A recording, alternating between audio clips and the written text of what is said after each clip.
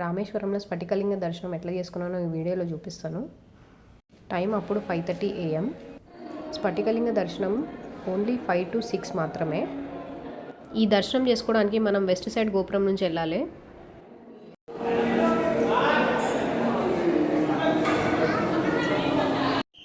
మనకి వే అయితే ఏం మెన్షన్ చేసి లేదు, కానీ గుంపుల గోవిందం లాగా పోతున్నాం మేము కూడా. ఇక్కడ నుంచి ఏదో వాటర్ సౌండ్ వస్తుంది, క్లియర్ వినండి. వాటర్ కదా. అక్కడ నుంచి లెఫ్ట్ తిరగగానే అమ్మవారి దర్శనం చేసుకోండి.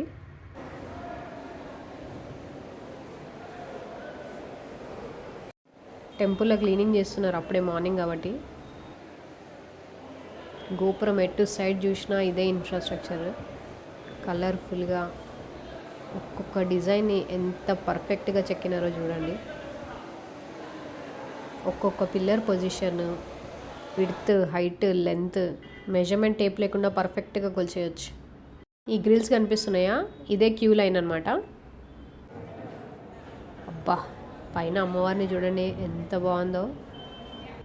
గర్భగుడిలోకి ఎంట్రీ అయ్యేటప్పుడే నందీశ్వరుడు మనకు దర్శనం ఇచ్చిండు.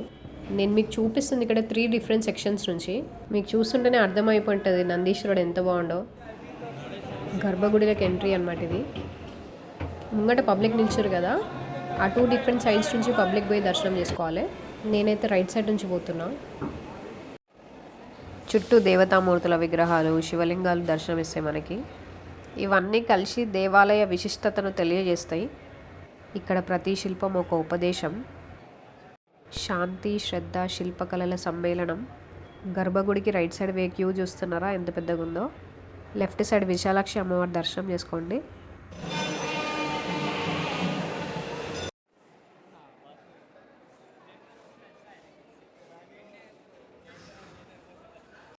మనం ఇందాక ఎంట్రన్స్లో చూసినాం కదా నందీశ్వరుడు. గర్భగుడికి ఎగ్జాక్ట్లీ ఆపోజిటే ఉంటుంది. క్యూ లైన్ అయితే చాలా పెద్దగా ఉంది.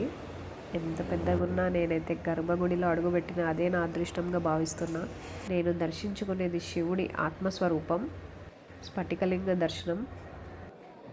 ఈ లింగాన్ని మర్క్యూరీ లింగం అని కూడా అంటారు నార్త్ ఇండియన్స్. దర్శనం అయితే చాలా బాగా జరిగింది. అక్కడ వీడియోస్ నాట్ అలౌడ్, అందుకే నేను తీయలేదు. దర్శనం అయిపోగానే లైన్లో మనం ఇట్లా బయటికి వస్తాం. ఇక్కడ దీపాలంకరణ జరుగుతుంది. అక్కడ నుంచి కొంచెం ముందుకు వస్తే ధ్వజస్తంభం. ప్రతి ఉత్సవానికి తొలి పూజ పొందే ఈ ధ్వజస్తంభం దేవుని ఉనికిని సూచిస్తుంది.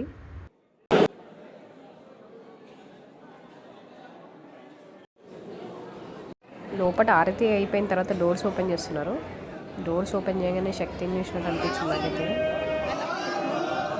బయటికి రాగానే పైన కూడా శివలింగం కనిపించింది. ఎంత కలర్ఫుల్ ఉంది కదా. ఇక్కడ గుడి గంట పైన ఉంది. కెమెరా ఆన్ చేయగానే మంచి ఫోజ్ కూడా ఇస్తాడు అంకుల్.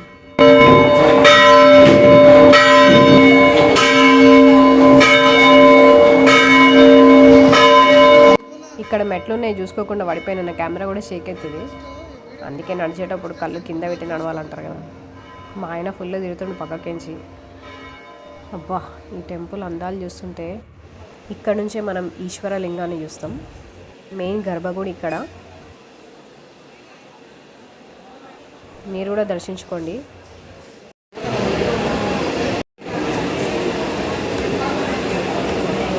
ఇక్కడ మీకు ఒక విషయం చెప్పలేదు కదా, స్ఫటికలింగ దర్శనం అయిపోగానే ప్రధాన ఆలయ దర్శన క్యూలో నిల్చుండిపోయినాం మేము. మీకు కూడా నేను దర్శనం చేయించినాను కదా, అదే మన రామేశ్వరంలో ఉన్న రామనాథ స్వామి ఆలయం. అక్కడ నుంచి బయటికి రాగానే అష్టలక్ష్ముల అమ్మవార్లు. ఇక్కడ కూడా దర్శనం చేసుకోండి మీరు. ఇక్కడ వేసిన ప్రతి అడుగు ఒక ఆధ్యాత్మిక అద్భుతం. గోపుర సుందరం చూడండి ఎంత బాగుందో. పక్కన ఒక కోనేరు. బయటికి రాగానే ఇట్లా శంఖాలు అవన్నీ అమ్ముతుండే. ఇక్కడ నుంచి ఒక్కొక్క ప్లేస్ ఎంత దూరం అనేసి కిలోమీటర్స్ కూడా ఇచ్చారు స్పష్టంగా. అకార్డింగ్ టు టైం మనం ప్లాన్ చేసుకోవచ్చు. దీని తర్వాత ఏమేమి చేసినానో పార్ట్ 2లో చూపిస్తాను. ఇంత మంచిగా దర్శనం చేయించిన కదా, నా వీడియోకి లైక్ చేయండి.